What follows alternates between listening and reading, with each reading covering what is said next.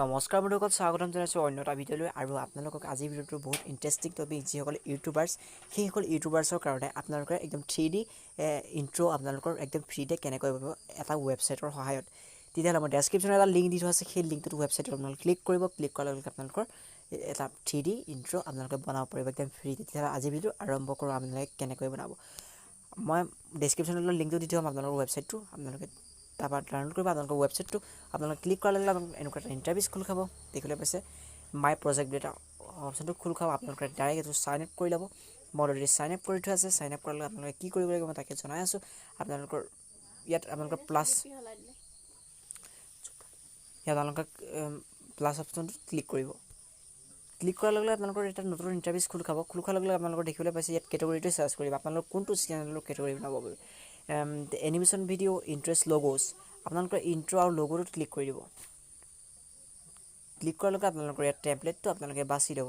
মই এটা আপোনালোকক দেখুৱাবলৈ কাৰণে আপোনালোকৰ টেম্পলেটটো বাছি লৈছোঁ। মই এই টেম্পলেটটো বাছি লৈছোঁ, নিয়ন পাৱাৰ শ্বুট। আপোনালোকৰ পাৱাৰ শ্বুট আপোনালোকে এইটো ক্লিক কৰাৰ লগে লগে আপোনালোকৰ ইয়াত আকৌ আৰু আপোনালোকে ক্ৰিয়েট নাও এটা অপশ্যন পাব। সেই ক্ৰিয়েট নাওটোত আপোনালোকে ক্লিক কৰি দিব। লগ'টো আপোনালোকে টেম্পলেটটো আপোনালোকে চিলেক্ট কৰাৰ পিছত আপোনালোকৰ ইয়াত এটা আহিব দেখিছে। আপোনালোকৰ প্ৰথমটো আহিব আপোনালোকে টেক্সট, তাৰপিছত এডিট ইমেজ। চ' আপোনালোকে প্ৰথমতে টেক্সট কৰিবলৈ আপোনালোকৰ চেনেলটোৰ নামটো ইয়াত মাৰি দিব।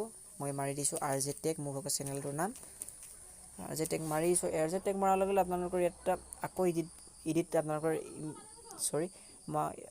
তাৰপিছত আকৌ এডিট ইমেজলৈ যাব। এডিট ইমেজত আপোনালোকৰ যিটো চেনেলৰ লগ'টো আপোনালোকে ইয়াত আপলোড কৰিব। আপোনালোকে ডাইৰেক্ট প্ৰফাইললৈ যিটো আপলোডত ক্লিক কৰিব। আপলোড ক্লিক কৰাৰ লগে লগে আপোনালোকৰ লগ'টো আপোনালোকে চিলেক্ট কৰি ডান কৰি দিব। ডান কৰাৰ লগে আপোনালোকে এইটো অকণ ক্ৰপিং কৰিলে যদি ক্ৰপিং কৰি ল'ব পাৰিব, মাজতে সৰু কৰি ল'ব। সৰু কৰাৰ লগে লগে আপোনালোকৰ এইটো তাৰপিছত ক্ৰপিং কৰি ল'ব, সৰু কৰি ল'ব যি বক্সটোৰ মাজত, তাৰপিছত ডান কৰি দিব। ডান কৰাৰ লগে লগে আপোনালোকৰ অলৰেডি এইটো আপোনালোকৰ ইণ্ট্ৰ' বনি তৈয়াৰ হৈ গৈছে। আপোনালোকৰ এইটো প্ৰচেছিং হৈ আছে 100%। প্ৰচেছিং হোৱাৰ লগে লগে আপোনালোকে চাব পাৰিব। আপোনালোকৰ ইণ্ট্ৰ'টো আপোনালোকে ওপৰৰ ক্লিক কৰি দিয়াৰ পিছত আপোনালোকে এইটো ল' কোৱালিটিত আপোনালোকে ফ্ৰী প্ৰিভিউত ক্লিক কৰাৰ লগে লগে প্ৰচেছিং হ'ব। আপোনালোকৰ ইণ্ট্ৰ'টো একদম সহজ উপায় আপোনালোকে কৰিব পাৰিব। কৰাৰ পিছত আপোনালোকৰ ইয়াত এটা ভিডিঅ' কনভাৰ্টাৰ আপোনালোকৰ এইটো কনভাৰ্ট হৈ আছে। আৰু অলপ টাইম ল'ব, আপোনালোকে ৱেইট কৰিব অকণমান। ৱেইট কৰাৰ লগে লগে আপোনালোকৰ ডাইৰেক্ট গেলাৰীলৈ ছেভ